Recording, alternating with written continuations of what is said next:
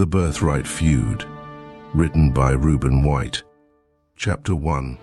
The End of an Era. The sun was setting over the vast expanse of the New Mexico plains, casting long shadows over the McCall ranch. The land stretched out like a never-ending sea of amber waves, the cattle grazing peacefully under the watchful eyes of the cowboys. The McCall family had ruled these lands for generations, their influences deep-rooted as the ancient cottonwood trees that lined the riverbank. But as the sun dipped below the horizon, it signaled not just the end of the day but the end of an era. In the grand yet rustic mansion that stood at the heart of the ranch, old Isaac McCall sat in his rocking chair, the creak of the wood echoing through the silent room. Blindness had stolen his sight, but it had sharpened his other senses. He could smell the fresh pine from the nearby forest, hear the distant lowing of cattle, and feel the weight of his family's legacy pressing down on his frail shoulders. He knew his time was near, and with it came the inevitable passing of the torch.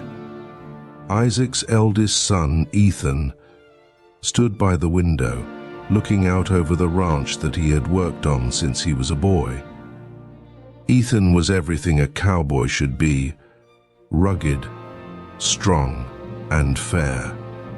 His broad shoulders bore the weight of responsibility with ease, and his eyes, the color of a stormy sky, reflected the struggles and triumphs of a life spent under the sun. He was the natural heir to the McCall legacy, the one who would lead the family into the future. But as the dying light cast its golden glow over the land, shadows of doubt and deceit loomed large. In the corner of the room, leaning casually against the wall, was Jack McCall.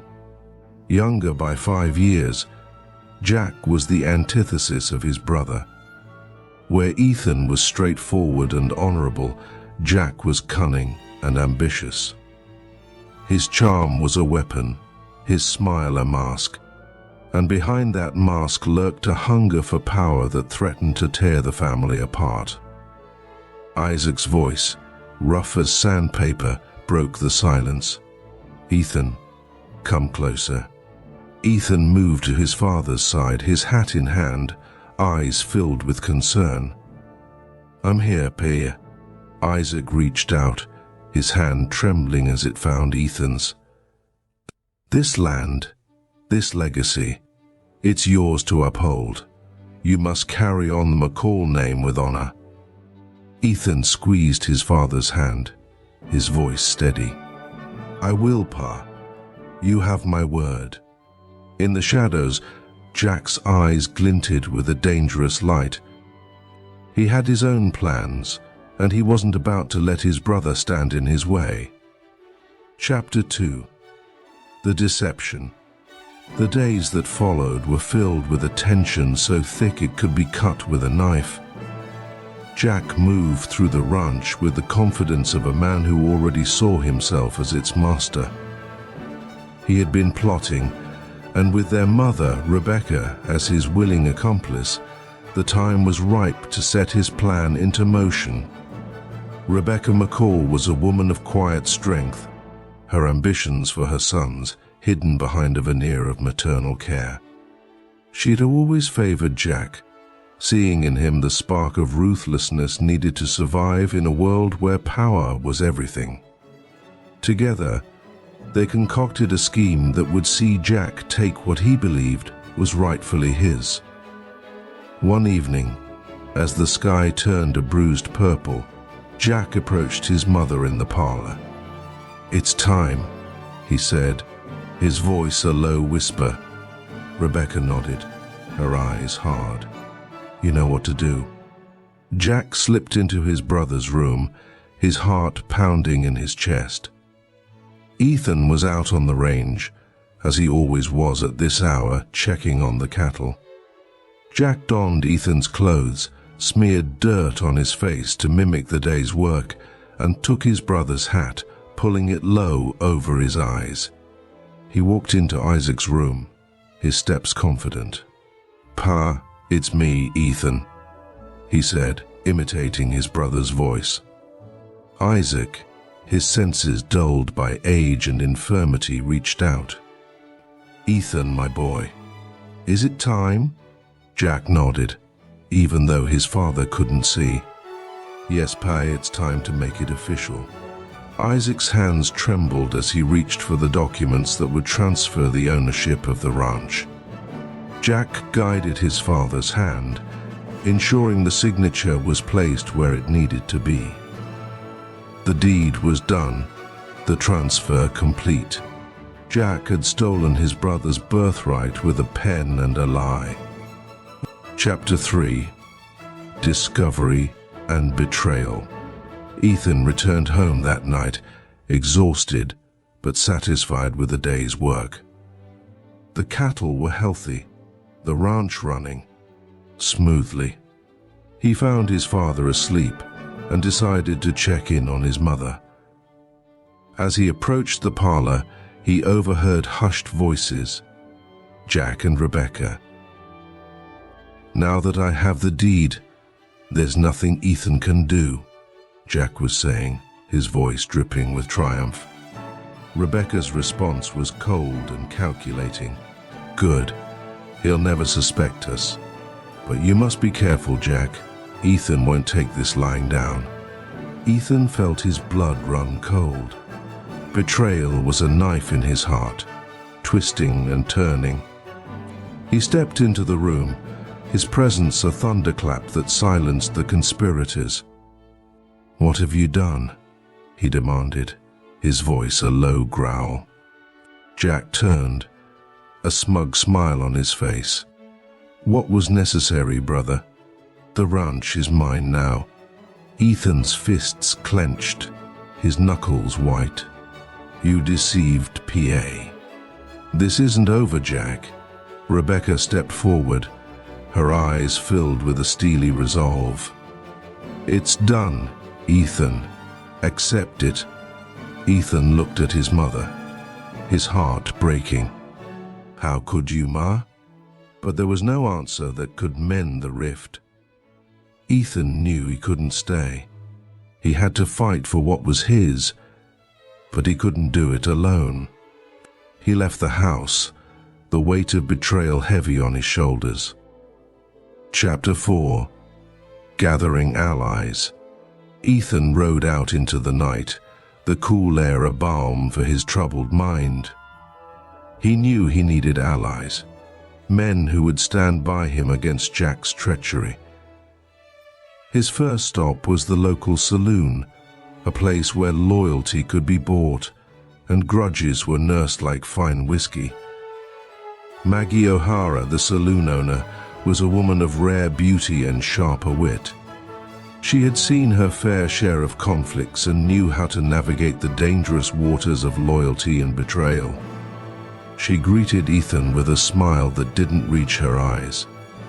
"Ethan McCall, to what do I owe the pleasure?"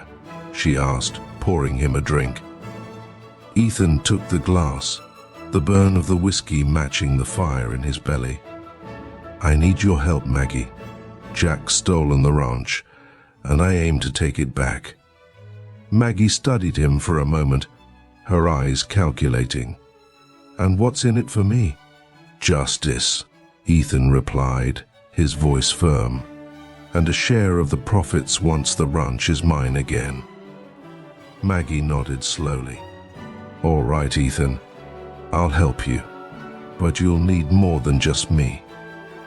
Ethan tipped his hat. "I know. I'll be gathering more men. Good men who've been wronged by Jack." Over the next few days, Ethan sought out those who had grievances against his brother. There was Billy Thompson, a former ranch hand who had been unfairly fired by Jack. Jose Martinez, a skilled vaquero who had lost his family's land to Jack's ruthless business practices. And Sam Riley, an old friend who owed Ethan his life. Together, they formed a ragtag band of allies, united by their shared goal of seeing justice done. Chapter 5: The powder keg. Back at the McCall ranch, Jack was tightening his grip on his new domain. He hired gunmen, men with no scruples, to enforce his rule. The townsfolk watched with a mixture of fear and fascination as the power struggle unfolded. Sheriff Tom Harlan was a man caught in the middle. He had known the McCall brothers since they were boys and had a deep respect for Ethan's integrity. But Jack's gold was hard to ignore, and the sheriff found himself walking a fine line between maintaining law and order and succumbing to corruption. One evening, as the tension in the town reached a boiling point, Sheriff Harlan confronted Jack. "This feud of yours is tearing the town apart, Jack. You need to find a way to settle this peacefully." Jack's eyes narrowed. "There's nothing to settle, Sheriff. The ranch is mine, fair and square."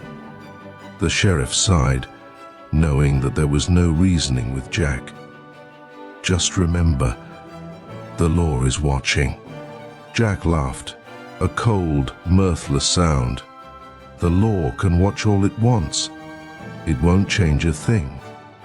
As the days passed, the town of Dry Gulch became a powder keg, ready to explode. Alliances were formed, and lines were drawn in the sand.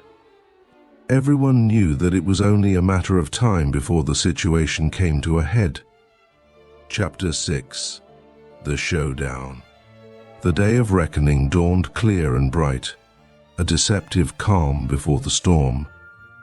Ethan and his allies rode towards the McCall ranch, their resolve hard as steel.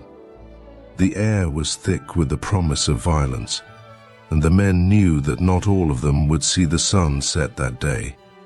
Jack was waiting, his hired guns at his side, their faces grim masks of determination. The two brothers faced each other, the space between them a chasm of betrayal and anger. "This is your last chance, Jack," Ethan called out, his voice carrying across the yard. "Give up the ranch and walk away." Jack's response was a sneer. "This land is mine, Ethan. You'll have to take it from me by force." The first shot rang out, shattering the tense silence. The battle was fierce, the air filled with the crack of gunfire and the shouts of men locked in mortal combat. Ethan fought with the fury of a man wronged, his every move fueled by the desire to reclaim his birthright. In the chaos, Sheriff Harlan found himself torn. His duty to uphold the law warred with his loyalty to Ethan. But as he saw the brutality of Jack's men, his choice became clear. Drawing his gun, he joined Ethan's side, his presence tipping the scales. Chapter 7. Resolution. The fight seemed to last an eternity, but in reality, it was over in minutes. Ethan and his allies emerged victorious, though at a heavy cost. The ranch yard was littered with the fallen, a grim testament to the price of power and ambition. Jack lay wounded, his defiance finally broken. Ethan stood over him, his gun trained on his brother. "It didn't have to be this way, Jack." Jack looked up, pain and regret etched on his face. "I just wanted what I thought was mine." Ethan shook his head. "You let greed and deceit destroy us. This is the price." As the dust settled, Ethan turned to Sheriff Harlan. "What now, Sheriff?" Harlan holstered his gun, his face weary. "Now, we rebuild. The law will sort out the rest." In the days that followed, the McCall ranch began to heal. Ethan took his rightful place as head of the family, his leadership marked by fairness and integrity. The townsfolk, once divided, came together to support him, their respect for the McCall name restored. Years later, the story of the McCall feud became a legend a tale told around campfires and in saloons across the West. Ethan McCall's name became synonymous with justice and honor, a beacon of hope in a land often marred by violence and greed. Having survived his wounds, Jack left New Mexico, his fate a mystery. Some said he found redemption in a distant land, others that he continued his life of deceit. But for Ethan, the past was behind him, and the future lay open and free, as vast and untamed as the land he loved. The McCall Ranch flourished under Ethan's stewardship, a testament to the resilience of those who fought for what was right. And as the sun set over the plains, casting its golden glow over the land, it seemed to promise a new beginning, a legacy of honor and retribution in the rugged West. In the end, the Birthright Feud had not just shaped the McCall family, but had left an indelible mark on the entire town, a reminder of the enduring power of family, justice, and the unyielding spirit of the cowboy. Chapter 8. New Beginnings. Ethan stood at the edge of the ranch, watching the sun rise over the horizon. The golden light bathed the land, transforming the once bloodied battleground into a scene of serene beauty. The events of the past months had tested him in ways he had never imagined, but they had also forged him into a leader worthy of the McCall name. The ranch was quiet now, the only sounds the lowing of cattle and the distant call of a hawk. Ethan took a deep breath, feeling the weight of his responsibilities but also a renewed sense of purpose. The feud with Jack had left scars, but it had also opened the door for healing and growth. Maggie O'Hara approached, her boots crunching softly on the gravel. She had been instrumental in rallying support for Ethan, her sharp mind and unwavering loyalty making her an invaluable ally. "Morning, Ethan," she said, her voice warm. "Morning, Maggie," he replied, turning to face her. "I can't thank you enough for everything you've done." She waved a hand dismissively. "You would have done the same for me. Besides, it's not every day you get to be part of something like this." Ethan smiled, the first genuine smile in what felt like a long time. "Still, it means a lot. Now we need to focus on rebuilding not just the ranch but the trust of the people." Maggie nodded. "And we will. But you need to take care of yourself too. You've been through a lot." Ethan's gaze drifted back to the horizon. "I will, in time. Right now, there's too much work to be done." Chapter 9. Reconciliation. Despite the victory, Ethan knew that true peace would not come until he had confronted his mother.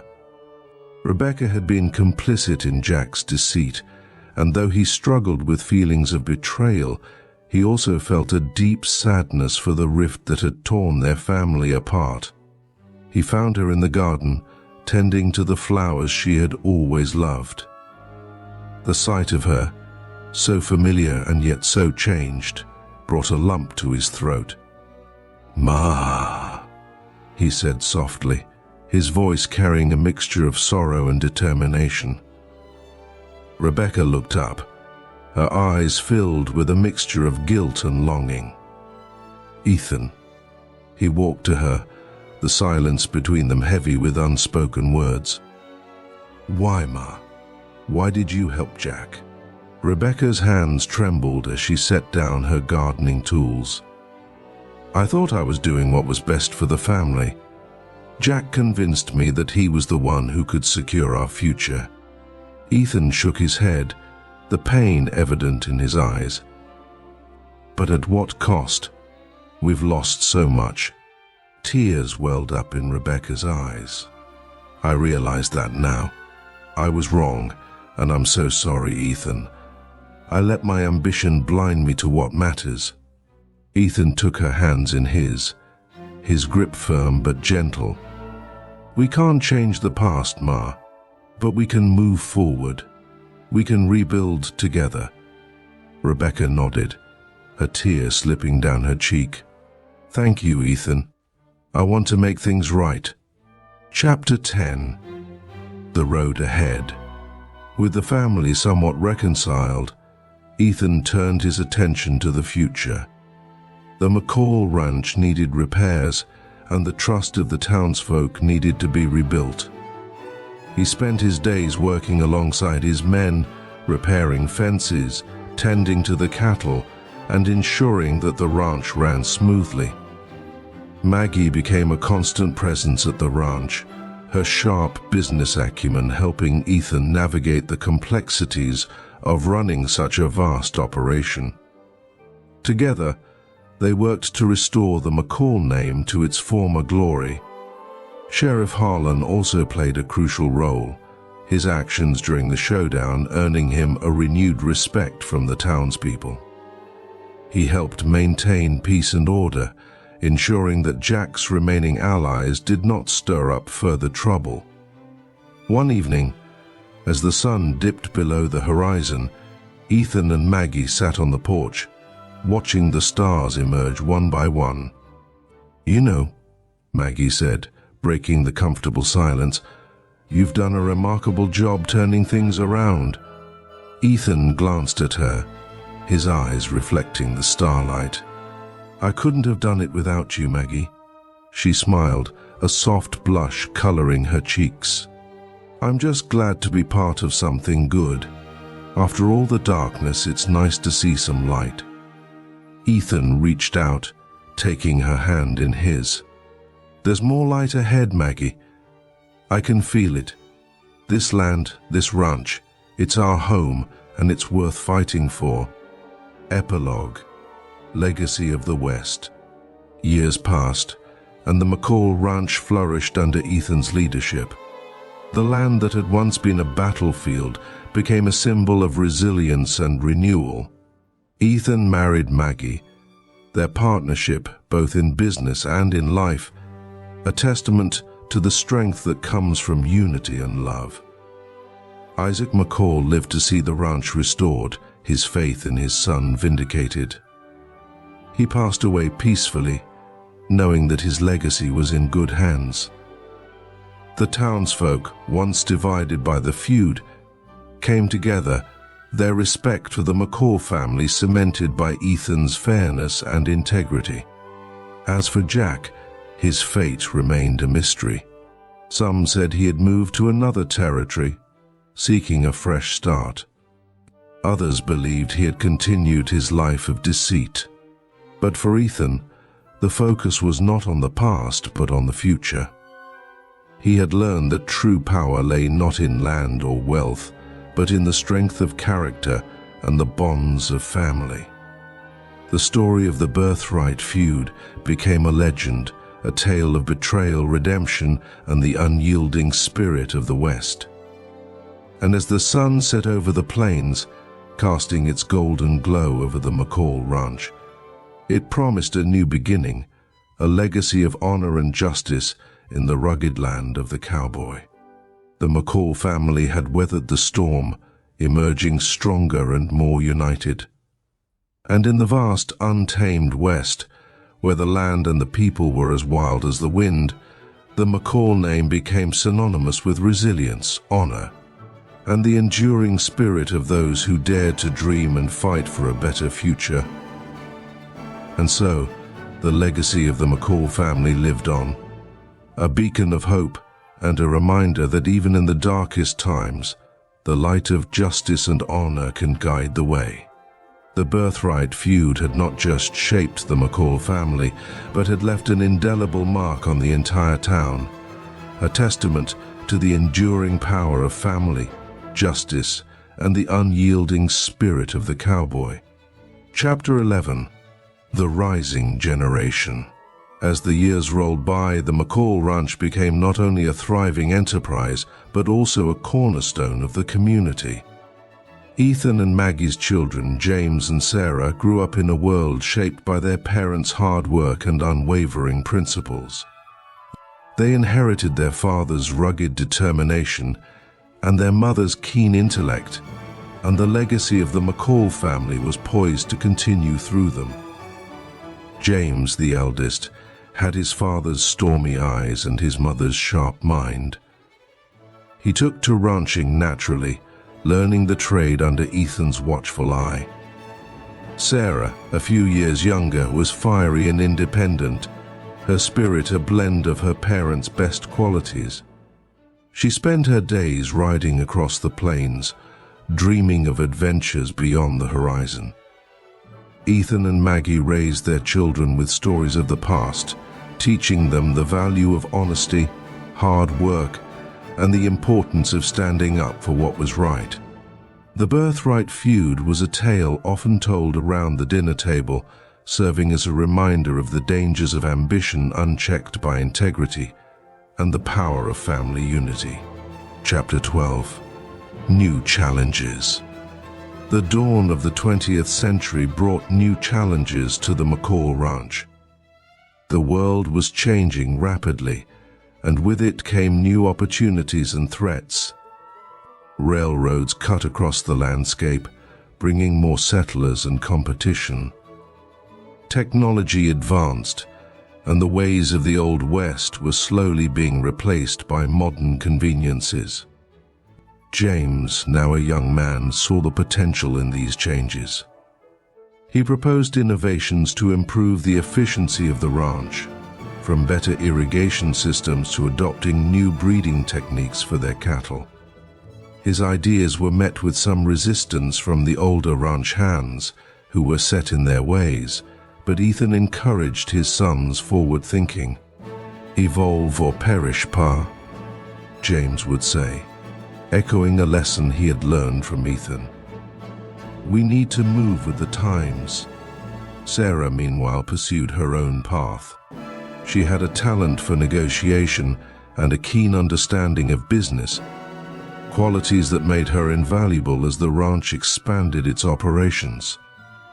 She struck deals with neighboring ranchers, established trade routes, and ensured that the McCall brand was known far and wide. Chapter 13. The Threat of Progress. Despite their progress, not everyone welcomed the changes. A powerful businessman named Reginald Pierce set his sights on the McCall Ranch. Pierce, a man of immense wealth and little scruple, sought to consolidate his holdings and viewed the McCall land as a key acquisition. Pierce approached Ethan with an offer that many would have found hard to refuse, an enormous sum of money in exchange for the ranch.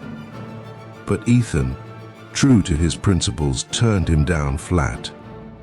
"This ranch is more than land and cattle," Ethan said, his voice firm. "It's our home, our legacy. We won't sell."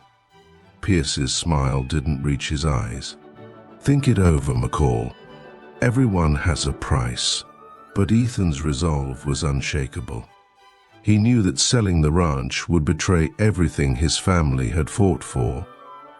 And so, Pierce turned to more underhanded tactics, using his influence to apply pressure through legal maneuvers, and hired goons to intimidate the McCall family and their workers. Chapter 14. United Front. As Pierce's threats escalated, the McCalls found themselves once again fighting to protect their legacy.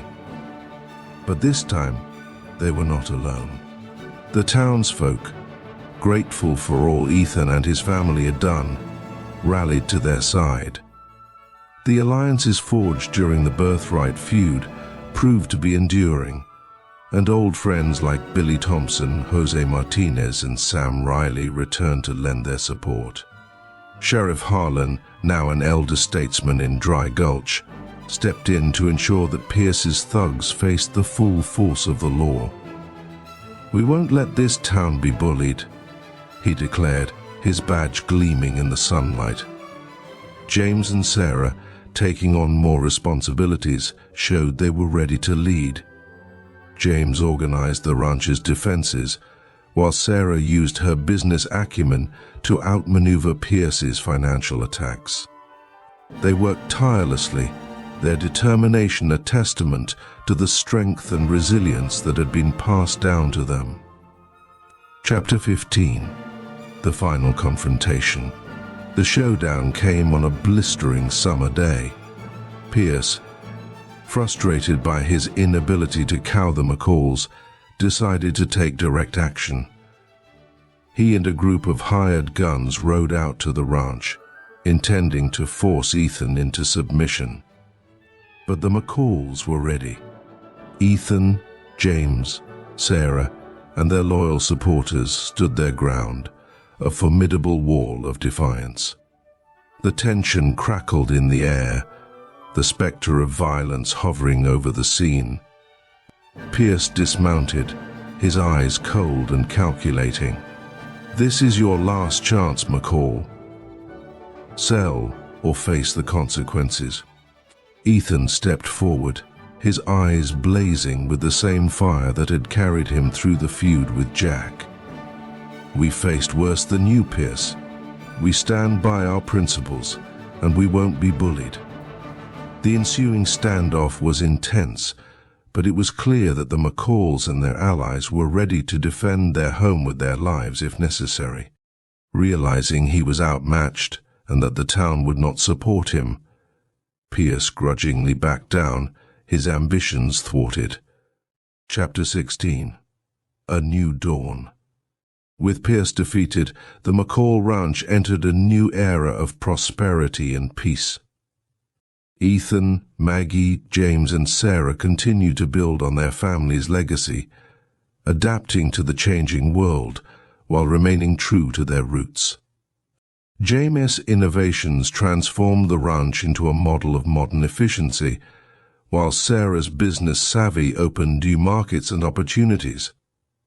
Together, they ensured that the McCall name would continue to be synonymous with integrity and resilience.